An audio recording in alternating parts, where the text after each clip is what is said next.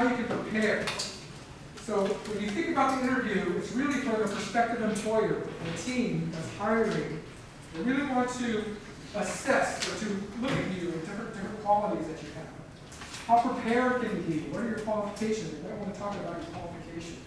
They also want to see, based on your personality, how you communicate. Are you a fit for the role, and are you fit with the team?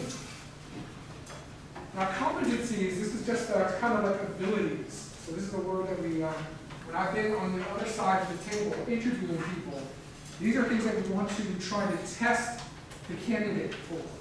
We actually want to see their ability to do something. Are they successful? How are they successful? What is their thinking process? Now, usually when you test for different competencies or abilities, you don't just give a yes or no question. Right? Are you good at projects? Yes or no. They usually don't want to ask that way. They usually want to give you a situational question. They want you to explain an example or a story of some experience that you have. So it's usually not a direct question. They just want to see you explain a real experience that you've had.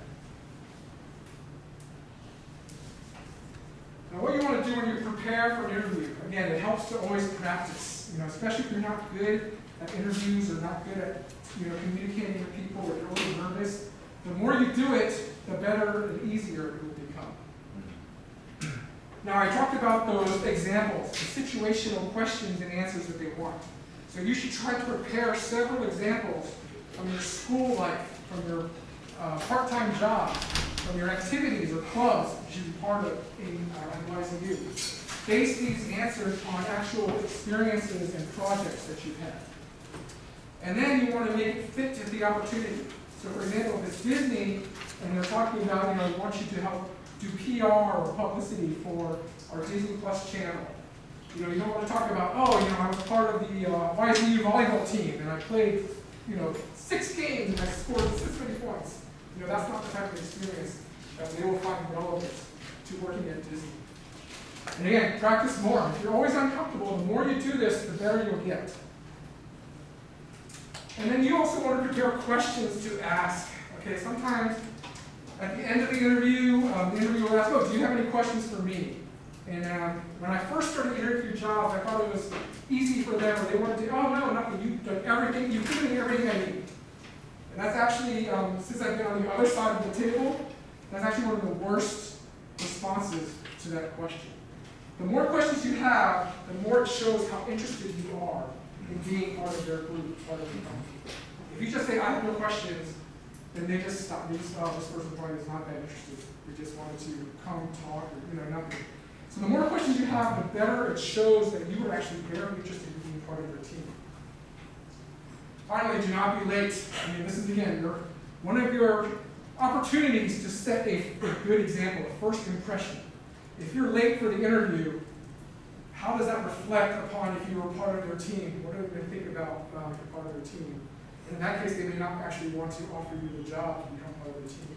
Because your first impression to this important interview was to be late. So don't give them the opportunity. When you make it to the interview, a lot of times people say the interview is your chance to lose the job. Because they've already looked at your resume, looked at all of your skills, you've gotten through the phone interview with the HR team. They want to actually bring you in to learn more about you. The interview is, they like you already. So don't give them any reason to reject you after this. So anything that's negative is not going to help. Now during the interview, it's okay to, if you have a question that you weren't ready for, you can take a few seconds to stop. Just think about your answer. Because they don't want you to, if you ask a question and you're not ready, they're listening, they're experiencing what you're giving them. So if you take a little time, think about your answer, and then give the response, that's actually okay. That's not going to reflect as negative as if you just start going on a story that just goes nowhere and you're just making things up. Okay? The other thing you want to think about is, again, like I said, you made it this far, so just be confident. They already like what they see on your resume. They want to talk to you more. So let's do it. Now the basic questions, most questions you'll always get at an interview, whether it's from the HR team or the hiring manager or even people from the team that's talking to you. They will say, tell me about yourself. Why do you want to work here? Why should we hire you? And then, like I said, at the end, they'll usually ask, do you have any questions? Now, we're going to go over some of these different questions and then how to really prepare for them. Starting off with, tell me about yourself. Now, this is, again, you might want to think about, oh, I'll give them my life story. I was born in 1999, and, grew up in Taipei.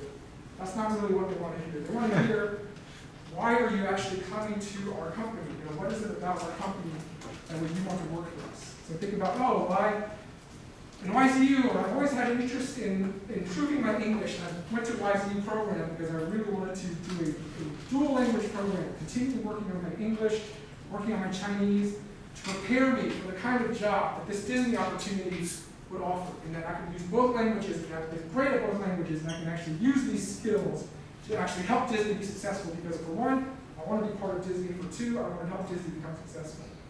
These are the kind of things you want to share, again, related to the job opportunity, because that lets them know that you're actually thinking about what matters to them.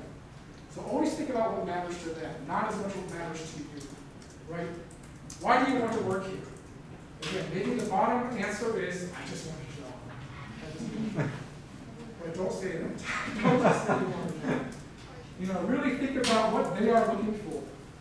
Disney is one of the most important companies in the world. They have become a leader in, entertainment. They've become a leader in even news and sports and magazines and amusement parks, and really helping to spread joy, to the world. And I want to be a part of that. That's why I want to be a part of Disney. Also, this job itself is about PR. I'm studying PR at YZU. I'm studying for both English and for both Chinese. I grew up in Taiwan. Again, not everybody. I'm not doing a very good job of practicing, because I'm just kind of doing the throwing stuff out there. But when you have a chance to practice, you should practice. You talk about, I grew up in Taiwan. I understand Taiwanese culture. I understand the culture of Asia, the Asia market. I want to actually shape the Disney message for the Asian market, for the Taiwan market. I grew up here. I bring a lot of that perspective, that point of view, and I can bring that to Disney. That's why you want to work here. And then, of course, why should we hire you? That's sort of similar to why you want to work here, because you've already given them the answer about why they should hire you. You are great at English and Chinese. You do PR studies at YZU.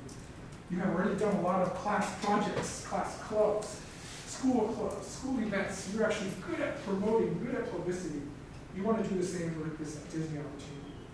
So these are the things you want to think about when they give you these basic questions, because more often than not, you will get these three types of questions. And then again, finally, do you have any questions? I'll go over some examples later on, but again, you always want to be able to use that as an opportunity. Again, you might have more questions. You might really have questions about the job, about the company. That's your chance to ask, and that also shows that you're interested.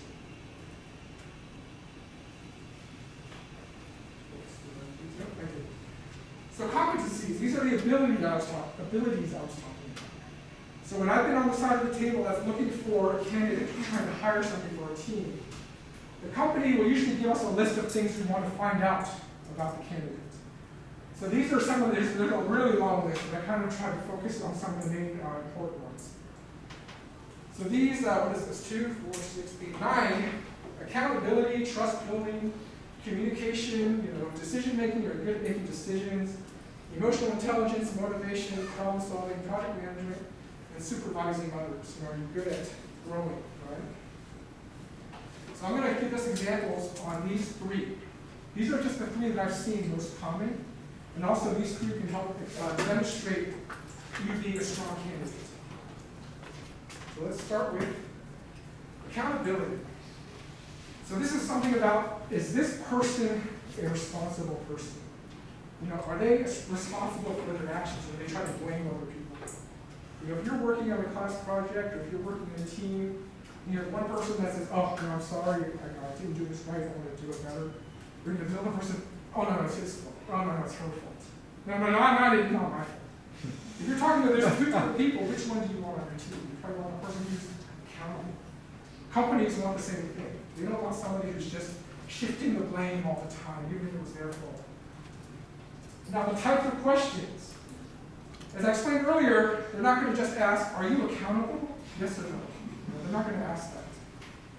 So here's some questions that we've been given to actually try to find out if a person is accountable. Describe a time when you took on additional responsibilities that were not part of your regular job duties. Right? This kind of shows, okay, this person actually goes above and beyond their job, and they're doing more to help the company, or help their team, or help their group. Give an example of a time when you failed. Maybe you did not complete a task on time.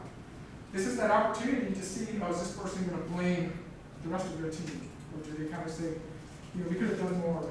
Everybody makes mistakes. Everybody knows that nobody is actually perfect. But when people make mistakes, is the person going to say, it was never my fault, I was perfect, everybody else made a mistake? Or did they say, oh, well, we needed to, check out a certain video from the store, but we were too late. And so next time we learned that we have to actually make a reservation early. We're going to teach you learn from that opportunity. And then again, discuss a time when you had to admit to others that you made a mistake. All jobs, all companies know that, again, nobody's perfect, people will make mistakes, but how do you respond? How do you act after that mistake? Communication. Now again, are you able to communicate? Again, this is, I think, one of the key things for PR, key things for that Disney opportunity. Can you do good written? Can you do good verbal, or maybe even, presentation type of communication skills? Are you able to do it very clearly so that people can get the information that you're trying to talk about? So the questions, right? Discuss a time when you were successful in delivering a message to your target audience. Why was that successful? Or share a time when you had to explain something complex to someone who might not have understood that subject. And then how did you actually confirm that they understood the subject? Again, these are just examples you should think about. Maybe it was a job you had to work on. You had to train somebody new. Maybe it was a group project and one of the people who was new didn't understand what you had to do, and then did you have to help to explain it to that new team member? Did you have to explain something to a teacher about something that didn't go right with a certain project or activity? How well are you able to communicate? This, again, I would just imagine would be one of the key questions that they were going to find out, for example, in a PR type of job opportunity. Problem solving. Can you solve problems, right? The world is full of problems, but again, at every company there will be problems and issues to have to fix and address. Tell me about the most challenging problem you've encountered. And hopefully, all of you had some sort of either class project, homework assignment, report, again, maybe a job experience where there's something that you encountered a problem and you had to try to fix it. How did you actually fix it and overcome it? Describe an example when something maybe unexpected happened, right? Maybe you had a group project and one of the team members had to leave for a month, so you had to, they were assigned a certain report, a certain part of the project. How did you handle that? And then what would you do if there's a problem that you didn't know how to solve? Because this will happen in almost every real world experience. They just want to see your thinking, your experience. How did you fix something? How did you address something? Even if you weren't successful, you could talk about what did you learn so that you can actually use it for the next time you might encounter the same type of issue, the same type of problem. So here we are to our workshop. So this is, I'll give you maybe 20, 25 minutes. I want everybody, when we talked about that, tell me about yourself. Right? There's that question. And if you want to use the Disney example, you can try to tell me about yourself according to the Disney example. Or if you're already applying for a job, you can think about that so you can actually start practicing for a current experience, a current example that you're working on. And then I want to have you share it with the class. So I'll try to take some volunteers. If there's no volunteers, I have some ideas to bring some people up. And then I wanted to do, after the workshop, we'll do some mock interviews. So this is a practice interview, where, again, maybe in front of the class, maybe just, in teams, we'll do some examples of interviews asking those questions from these previous competencies. Okay, so right now it's about 3:15, so maybe about 3:45.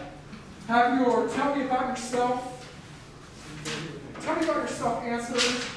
Get ready to share with the class, and then we'll actually do some more interviews. All right?